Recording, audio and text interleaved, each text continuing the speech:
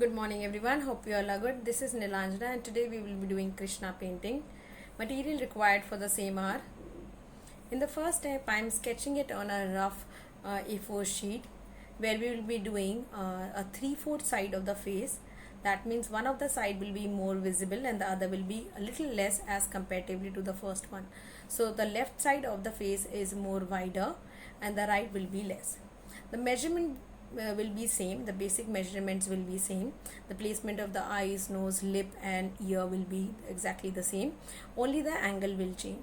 So what we will be doing, we will be doing an oval and after that divide it with a half or a horizontal line, then again a horizontal line which divides the lower face from nose to chin. Now the first line is the partition for the eye, that is drawn with a little bit of curved line, and the ear will be exactly placed in between the eye and nose. So nose will be dragged down to that line and another arch will be drawn for the left hand side of the face. Now nose you can just simply block it with this kind of a line, and for the detailing of the eye will be with a curve shape. So both side will be similar, only because the left is more wider, so the left hand side eye will appear to be little bit more larger than the right one, but the placement will be same. Now this will happen with all the features of the face which is all will be placed on the right side of the face, whether the nostril, lip or eye or eyebrow, they all tend to be appear little lesser than the left hand side of the face. And now the lip, and the same drawing you're gonna transfer it on the canvas board also. So there the lines will be little bit more lighter because it will capture the lines more prominently, so you have to use the pencil little softly as we are drawing on the paper. So there it will be more lighter, but it will try to make that lines more prominent. They will automatically happen it to be more darker, but try to do it little lighter than as we do it on the sheet. Now this is the face of the Krishna that we have drawn. Even if you want to place it on the center, that is also fine, which we have already done in the Buddha sketching also, but we are trying to do it a little different, like 3/4 of the face, and let's see how it will appear. So you can just make the lines more lighter by using the eraser. They will not so softly erase, but just try to make minimum line which you wanted there, and the kind of pressure which you will be making, that should be softer. The colors which we are using here are fabric color, and this is an ultramarine shade blue, and I mix a very moderate quantity of water for it. So if you are using the brush little smoothly, you need to mix the water in adequate amount. It should not be too much where it can just drip and move, but it should be as much which can be moved, your brush can be moved easily. It should not be too much. And for making the shade same shade lighter, which I will be doing all over the face, that is a little bit more white. So even you can use a different shade of blue, but in fabric this bottle we have this ultramarine where we can mix little white to it just to make it more lighter. The color shade can depends and vary person to person. Even you can make more lighter. The only thing you have to add white and water adequately. And we will be doing both the sides of the face. This is just filling and coloring the same face. We are not shading it with any other color.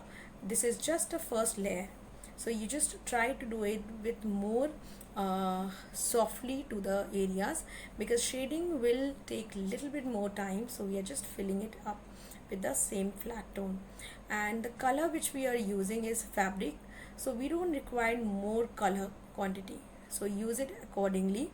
And for sharper and fine details, do change the brush, because that makes your work more convenient and it will go very smooth if you're doing it. So even if you think that outlining is required, so suppose the lower face and you need an outlining before coloring, that also you can do with a thin brush.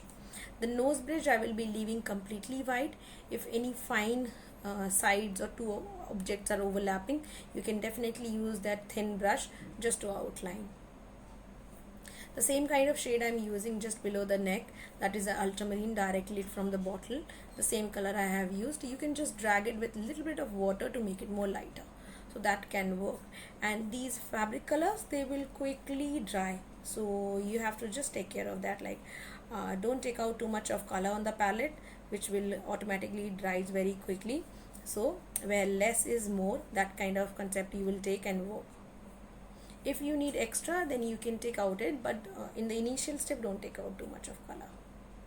And if you're using a little bit wider brushes, things would be much easier. Suppose here I am doing that forehead bit, little bit of green and yellow. Even you can do a lighter tone of this same blue, where you need to add a little bit more light shade just to make it a little bit more white shade. You have to add it to make it lighter, but this will also look good. So even if you want to experiment, you can do try that. And suppose the nose bridge, this I want to make it with lighter tone, so that I will be leaving completely white. So there I will not be mixing any color, and even I will try to balance both the colors and merge them with the round brush. So my suggestion is, if you want to apply the color with flat brush, it's fine, but for blending, do use a round brush. So whatever the extra is there on that surface, just try to soak it out with that brush, wipe it on the cloth, and then rinse it in the water. So this same step you have to do again and again for making that surface more smoother and mixing of both the colors. So wherever you think that you will not be adding any color, just don't touch any color there. Try to blend it with a clean brush. Suppose the nose bridge and that forehead, where we just want it to be a little bit more smoother with the yellow tone, just do it smoothly, rinse the brush, clean it, and then again move on that surface, so that makes that area more smoother. And this color will very quickly dry, so you don't have to struggle too much. And if you're using a thinner layer, that will be more appropriate. It will just allows your brush to move easily. So if you're too much flooded with the color on that surface, so things will be little difficult. You can't move your brush smoothly. That area will also have a thicker layer of color, which we don't want on the surface. Where less is more, that kind of thing you will be using. Now wherever we need a flat coloring, in today's class we will be filling everything with that flat coloring, and in the next class we will be doing shading. So we don't want things to be messed up, so we will be just doing a first layer of coloring, fill them up, and then the shading could be much easier. In acrylic, you can shade very quickly comparatively to the other mediums. Even you have to match the pace with the colors, because the color will dry very quickly, and if you're working slow, so it will automatically dries faster than your move. So you have to work according to the pace of the colors. So what else you can do, if you want, or you need little extra time, you can just add little water to your color, so that will takes little bit more time to dry. So then you can just manage that portion. And you know the Krishna is usually wears a pitambar color, so I just filled his turban with the pitambar color. And this, for the shading, you have more options. Either you can mix the brown and create a darker tone or a warmer tone for the turban, or you can use orange also. So you have more options, so whichever you find it easy and find it appropriate, you can do it. For the flute, I have just mixed yellow and brown, which makes a little bit more warmer tone, and even it's a softer. So I didn't use the direct brown, mix it with a little yellow, make it softer. And then for the hair, I am doing first with the brown tone. So even the brown I have mixed it with and made it a little bit more warmer with the black, not directly black, because black will just end the possibility of any adding any in the color. So then I will be adding black in the later portion. So this is the first step. So just filling that area with a brown tone, only the flat coloring. Even the face has already dried while working, and I'm using a thinnest layer on that canvas. So I'm not making that layer of the surface too much wider with that layer of the color. I'm making a single thin layer, maybe a wash of color. And for making it darker, you can just take a little bit of more brown or warm tone to make that iris portion more impactful.